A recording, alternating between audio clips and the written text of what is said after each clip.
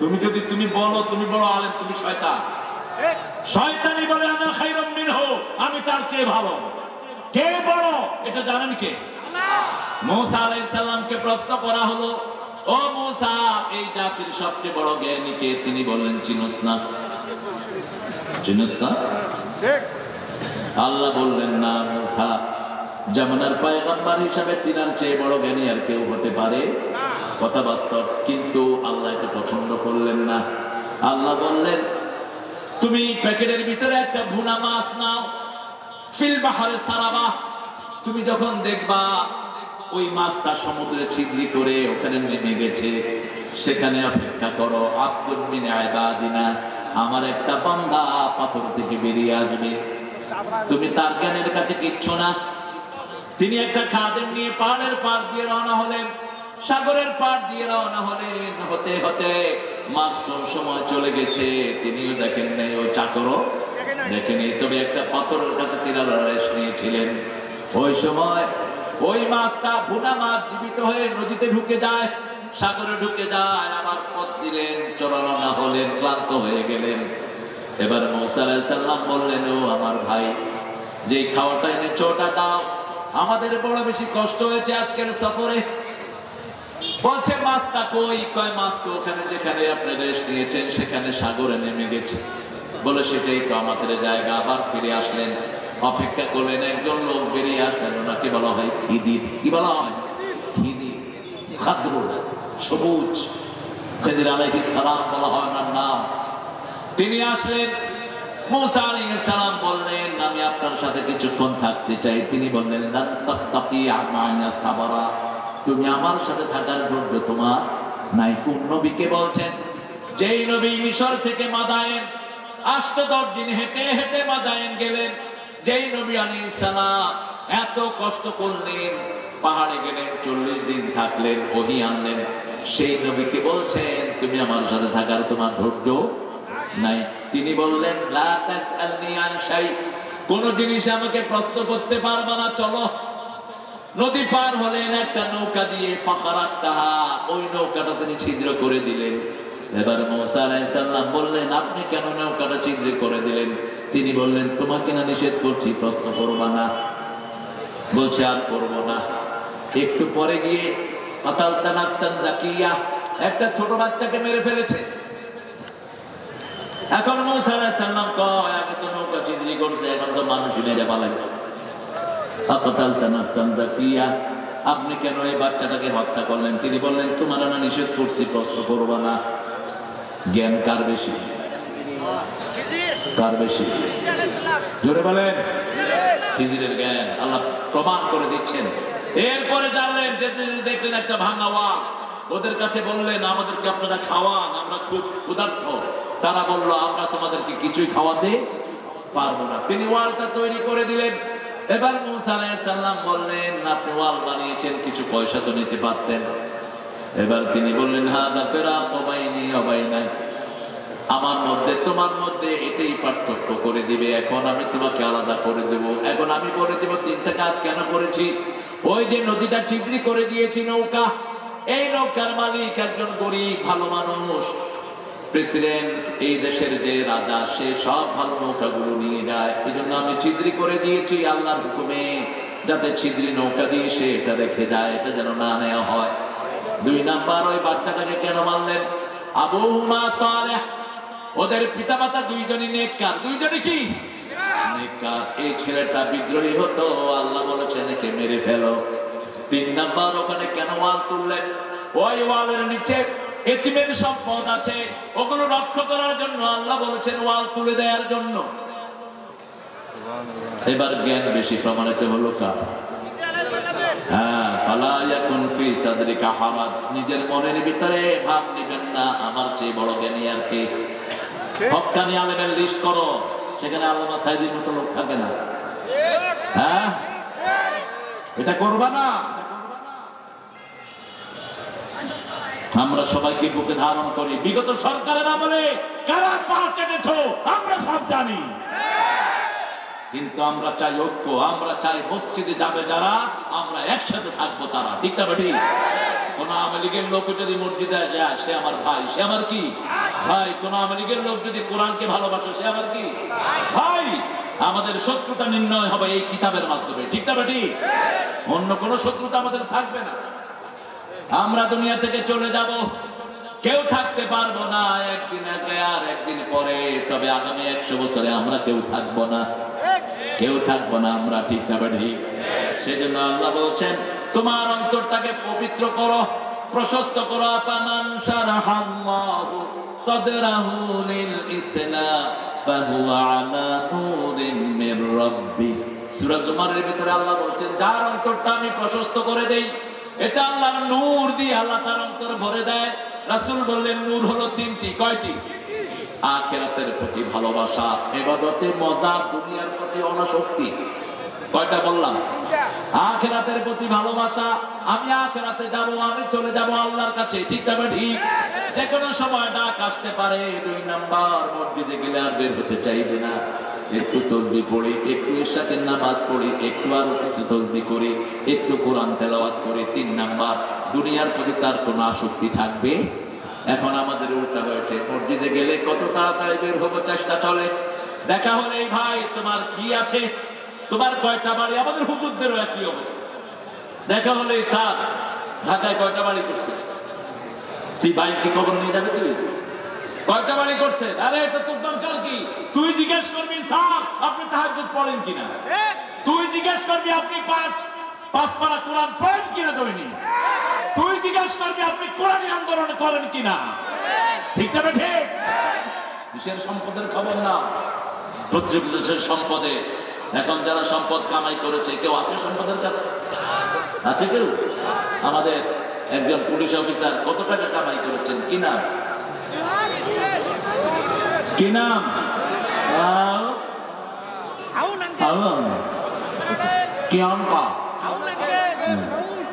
12টা বাড়ি প্রায় একটা পুলিশ অফিসার। এখন বাড়িগুলি আছে কিন্তু সে কোন হারামে আরাম নাই।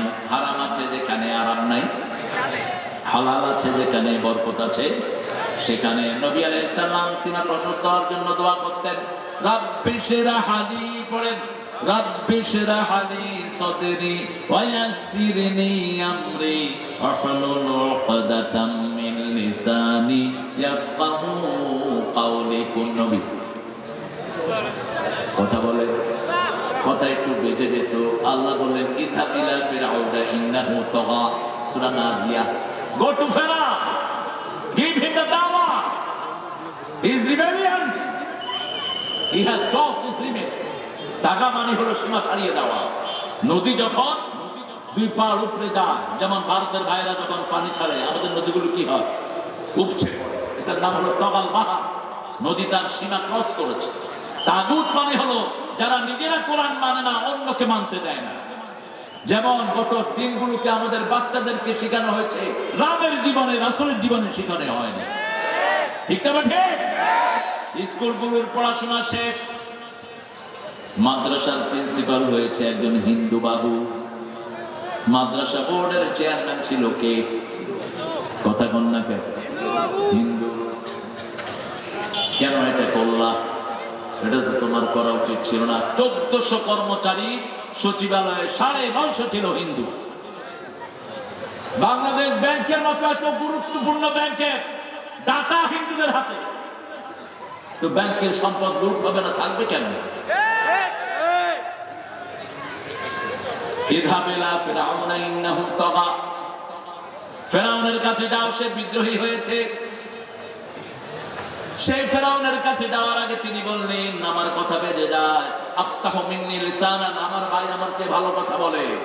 ওয়াজআলনি আখি হারুন, হারুনকে আপনি নবী বানায় দেন। মুসা আলাইহিস সালাম দোয়া করলেন, হারুন আলাইহিস সালাম নবী হয়ে গেলেন। আরো আসতে কোন সুবহানাল্লাহ। এরপরে তিনি দোয়া করলেন রাব্বি শরহ লি, আল্লাহ আমার সিনাকে প্রশস্ত করে দেন। আল্লাহ বলছেন নবী আপনি দোয়া করেন নাই, কিন্তু আমি আপনার সিনা প্রশস্ত করে দিয়েছি। আলাম নাশরাহ লাকা সাদরাক, পড়েন আলাম নাশরাহ লাকা সাদরাক ওয়া ওয়াদা'না আনকা বিযরাক আল্লাযী আনকাযা যাহরাক ورفعنا لك ذكرك فإن مع العسر يسرا إن مع العسر يسرا فإذا فرغت فانصب وإلى ربك فارغب হে নবী আমি কি আপনার সিনাকে প্রশস্ত করে দেইনি আমি কি আপনার ঘাট থেকে বোঝা নামিয়ে দেইনি নিশ্চয়ই সব কষ্টের সাথে আসান রেখে দিয়েছেন কে কত কষ্ট আমাদের গিয়েছে ঠিক না ঠিক 16 জায়গায় আমার কথা রেকর্ড হতো 16 জায়গায় তবে প্রশাসনের ভাইদেরকে ধন্যবাদ জানাই পুলিশ প্রশাসন অনেক সাহায্য আমাকে করেছেন তখনও করেছেন এখনো করছেন আমাদের পুলিশগুলো অনেক কিন্তু কিছু নেতার কারণে এরা খারাপ হয়েছে ঠিক না ঠিক সারা রাত কষ্ট করে চোর ডাকাত ধরে আনে নেতা ফোন করে কয় এই কারে ধরছ স্যার আপনি কি আমার চিনস না আমি অমুক দলের প্রেসিডিয়ামের অমুক মেম্বারের সমন্ত্রী করেন হালা এখন তো পুলিশের কারবার শেষ পুলিশে ছাড়ে না ছয় সাত সাত কি করতে হইবে আরে ডাকাইতে স্যার বাস ছেড়ে গেল ডাকা এরকম ভাবেই তারা সমাজের মধ্যে অবৈধ লোকদের বসতি বেশি হয়ে গেছে ঠিক না ঠিক কিন্তু এখনো আমাদের দেশের মতো ভালো দেশ দুনিয়াতে একটাও কথা বলেন একটাও তরকারির দাম সবচেয়ে কম কোন দেশে বাংলাদেশের কোন জায়গায় উত্তরবঙ্গ পোলাওর চাল সবচেয়ে কম কোন বঙ্গে উত্তরবঙ্গে এত এত কম পোলাও চাউলের দাম দুনিয়াতেও দিতে পারবে এক প্লেট পোলাও মাত্র 20 টাকা আমার ড্রাইভার 6 প্লেট খাইছে 10 প্লেট নিয়ে গেছে 5 প্লেট ওই দোকানে খাইছে 5 প্লেট পচে গেছে ও তাও লাভ কারণ ঢাকাতে তো এক প্লেট 120 টাকা তাও এই চাউল দেয় না ওই যে পোলাওর খুদ আছে না ওই ভাঙা পোলাও গুলো ওরা কিনে নিয়ে আসে 70 টাকা কেজি আর আপনাদের এখানে কি দাম চাউলের নাম কি এটা চিনি গুঁড়া আপনি খান নাই কালো জিরা চাল না খুব ঘ্রাণ আল্লাহ বরকত আপনি আরো বাড়িয়ে দেন সব কষ্টের সাথে একটা আসানিকে রেখে দিয়েছেন সেজন্য অন্তরটাকে প্রশস্ত করবেন দোয়া করবেন মুসা আলাইহিস সালামের মতো পড়েন রব্বিশ রাহ লি সদরি ওয়া ইয়াসসির লি আমরি ওয়াহলুল উকদাতাম মিন লিসানি ইয়াফকাহু কাওলি হে আল্লাহ আমার সিনাটাকে প্রশস্ত করে দেন ইশরাহ লি সদরি ওয়া ইয়াসসির লি আমরি আমার কাজটাকে সহজ করে দেন ওয়াহলুল উকদাতাম মিন লিসানি আমার কণ্ঠের আলস্যতা দূর করে দেন ইয়াফকাহু কাওলি যাতে মানুষ আমার কণ্ঠ বুঝতে পারে এই দোয়া করে তিনি চলে গেলেন ফেরাউনের সামনে গিয়ে বলছেন না ফেরাউন আল্লাহকে মান আমাদের রব কয়জন একজন একজন রব তিনি থাকেন কোথায় আরশের উপরে আরশের উপরে ফাওকাল আরশ সেই আল্লাহকে চিনি